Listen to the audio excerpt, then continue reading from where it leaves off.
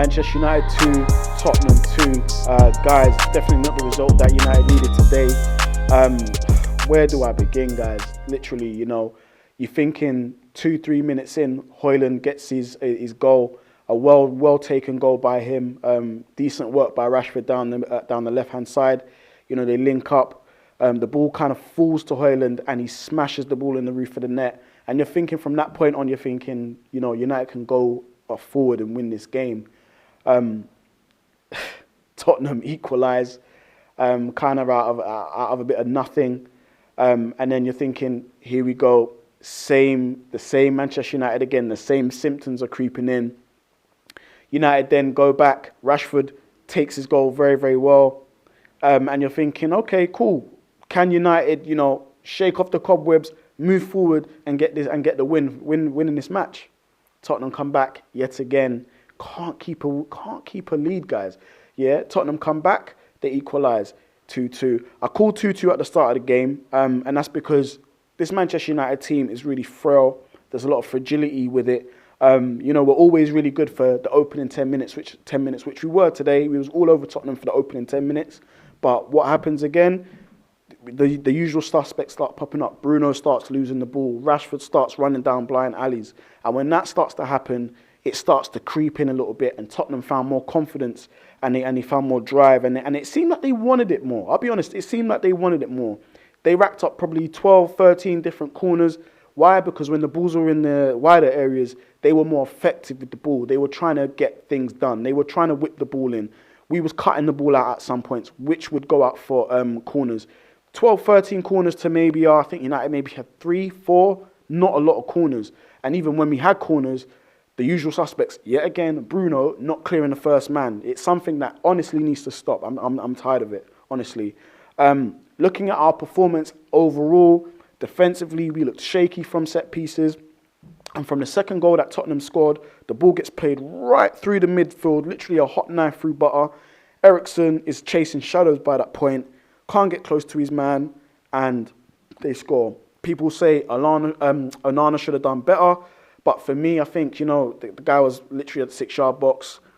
It's hit with a lot of power. Onana really couldn't do much for that. But yet again, it's the usual suspects popping up. Not necessarily costing us the game, but affecting the game in a negative way. And United lose out on points today, which would have been which would have been big 3 points. One for Erik ten Hag, because I believe he's under a lot of pressure. There's a lot of talk. There's a lot of chitter chatter in the football world about him, being replaced. Ineos have come in now. They might want their own man at the helm, whoever that may be. There's names bandied around, the Graham Potters of this world. So Ten Hag really, really needs these wins. He really needs 3 points on the board. And yet again today, Man United failed to do that.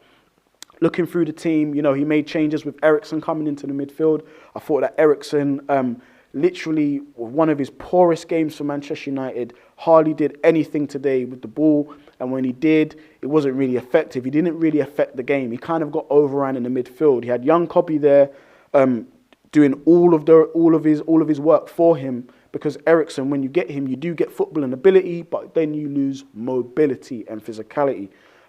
So definitely something Ten Hag needs to necessarily change, and he did make that change eventually with McTominay coming onto the pitch. And again, McTominay is a very divisive character. So McTominay coming onto the pitch, a lot of people were like, "Why is McTominay coming on?" But guys, I'm not trying to champion McTominay or anything, but I understand why. He brings that physicality and he brings that mobility. We lose everything with technical ability and football play with him. But that's just the trade-off that Erik ten Hag had to have. So going forward, guys, I'm looking at this team now and I'm looking at the wing areas. Garnacho was on the right-hand side. I think Garnacho played okay today. He was trying to make things happen. He was being a constant threat to Spurs. We was clearly playing transitional, counter-attacking football, trying to hit them on the break at every turn. As soon as Bruno got the ball, he's trying to pull it over in the channels. He's trying to get our runners onto the ball. That was something that we was doing a lot of the time. However, when it comes to Bruno, Bruno is notorious for losing the ball. And he did that time and time and time again, which cost us an overturned possession to Tottenham and had us running back, scampering back to our goal to defend. It's something that needs to be addressed. I understand that Bruno wants to play, high risk football, and when it pays off, it looks good and it's great. However, there needs to be a better, sustainable way of playing football across 90 minutes with Manchester United. Notable performance for me. I'll just say big up to Martinez, who was back. He ended up coming on for Johnny Evans, and again you can see some of his really incisive passing into the midfield. He split the lines with those passes. That's something we've definitely missed, and I can't wait for him to go from strength to strength as the weeks go on. But guys, it ended 2-2. I guess the general question is, where is Ten Hag going to go from here? I honestly don't know. He needs 3 points and he needs them bad. So yeah, hopefully we can get that in the next game. Peace.